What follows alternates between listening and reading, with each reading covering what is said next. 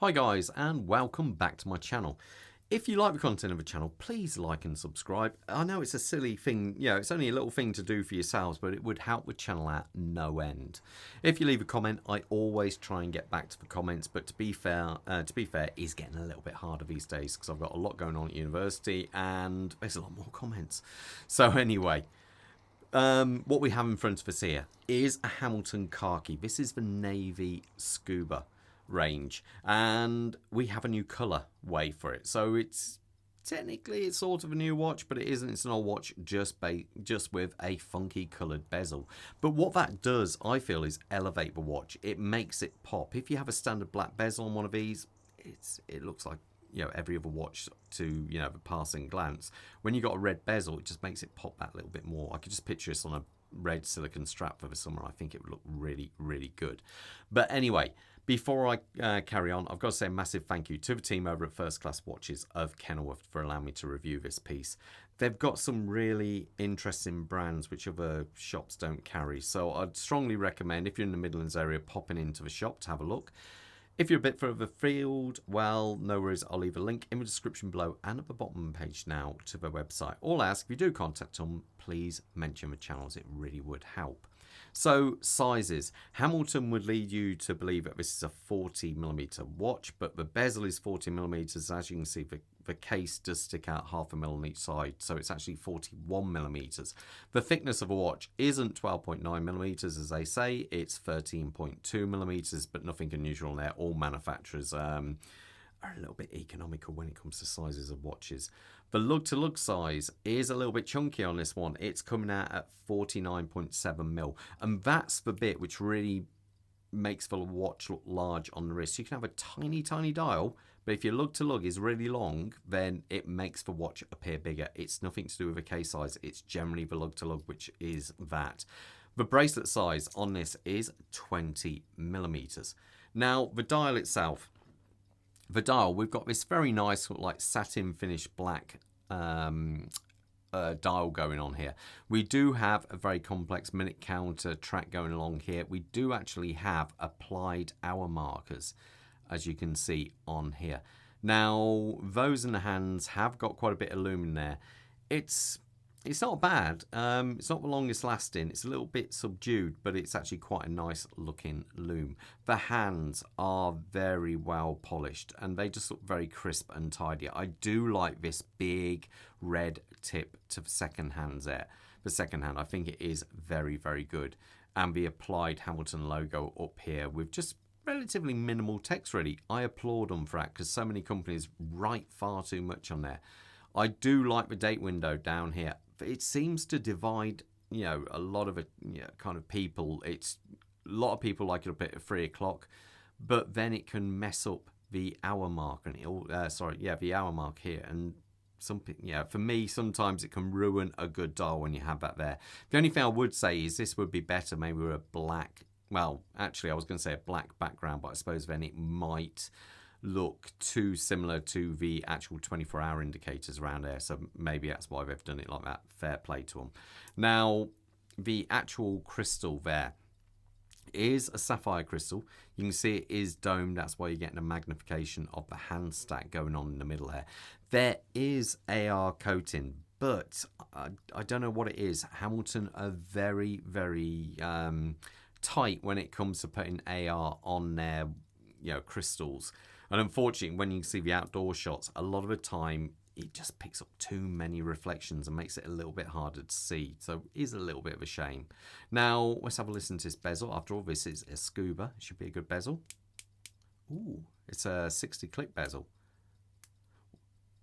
And that is back play. Let's see. No, it just locks back in. Very nice, very chunky, very positive. 60-click bezels tend to be a lot more kind of solid than 120. It's not the easiest to move. You do have to quite pinch this quite a lot to move. But overall, it works a treat, quite a snappy action. But the coin edge work going on here, the serrations, are a little bit slippery, to be fair. But it is a very nice bezel. For the amount of times you'll actually use it, it is very, very good with very minimal black play. So fair play to them. The case, we have a satinized finish going on there, and we have radial brushwork going on here. The only thing I would say, it does mean that with the radial brushing, that the way the bracelet goes there, it's very noticeable that, you know, it's kind of, the brushwork is vertical on this and radial on that. It seems to be a more matte finish because of that, and it does, you know, you kind of, the bracelet does stand out somewhat. But that's the same with many watch brands, to be fair. You do have a very solid crown guards on this. Being that it is a scuba, you would expect it to be a screw down crown. I should point out, it's actually water resistant to 100 meters. Now, some people might complain and say that you'd expect more, but it is, after all, a scuba, and not many people go scuba diving, you know, deeper than that at all anyway. And you can see pops out, very audible pop there, and then screws back in first time. So that's always a good sign. Sometimes they don't, and you know, you have to wind it back to wind it forward. Now on the back, we do have a solid case back going on there, and underneath there they have the H10 movement. Now the H10 has a what is it, a proper escapement on there, metal one. Now on the time graph that I was reading +2 seconds, I must point out the H2 movements are generally very, very solid. They do seem to be very good, and the accuracy does seem good on them. You've got 80 hours of power reserve, 25 dual movement, and overall, you know, you can't fault the movement. It is a very good one. Does beat a little bit slower at only 6 beats per second. Now, I would love to see it with 8 beats, because I just think it just looks so much more flowing when you've got the 8 beats per second. Obviously, the ideal is 10, but very few watches do actually have that. Now, as we come past that, we have the bracelet going on here. We do have full brushwork going on, but as you can see, the inside of that chamfer is polished, and it does make it stand out a little bit more. Now, oh, I've said now again. 1 second, what I was going to say threw me then. Basically, it's a nightmare when you come to repolish these. Being that I do a lot of polishing on watches as well, trying to keep those polished, oh, forget it. If you want those redone, you are going to have to forgo that, and it will be fully polished, I'd say. But overall, I like this. For clasp on the back, nice and solid. You've got a kind of nice fold out section there. Now this is a bit bizarre really, you only have 2 levels of micro adjustment, and personally I think that's absolute rubbish. It's a scuba watch. I would expect this, what I mean by that, it's a tool watch, so I'd expect this to have more levels, at least another 2 on there, because after all, look how much this can go in there. I've got no idea why they only have 2 levels of micro adjustment. It does seem absolutely bizarre to me. Overall, the clasp is nice. You've got the pin pushers on here. You've got the nice way they've printed Hamilton on there. You know, for relief for the wrist under there. It is a very nice clasp, but they've absolutely messed up by only giving it 2 levels of micro adjustment. I think that is just a little bit, random. No idea why I've done that. Anyway, quick wrist check. I'm wearing my Mexicap, I can never pronounce this. It's one of these watches I never thought I'd like, but I actually do really enjoy.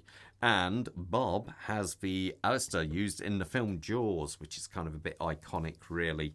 So let's put this on my wrist. My wrist size is 7.25 inches, which equates to around about 18.5 centimeters. As you can see, you do have an awful amount of bracelet on there. So if you've got big wrists, no problem. You're going to be able to fit that on absolutely easy. That's it on my wrist. Now, even though technically, like they say, it's a 40mm watch, how big does that look on my wrist? It is a very, but this, it's a very big watch because of those lugs on there. You expect normally 44mm watches to have long lugs. That does make the watch kind of seem quite big. Don't get me wrong, it still fits my wrist, but it does look very big, and that is all down to the lug. So if you've got a smaller wrist size, try it on before you buy it. Anyway, guys, all the best, and most importantly, you stay safe out there. Take care. Bye.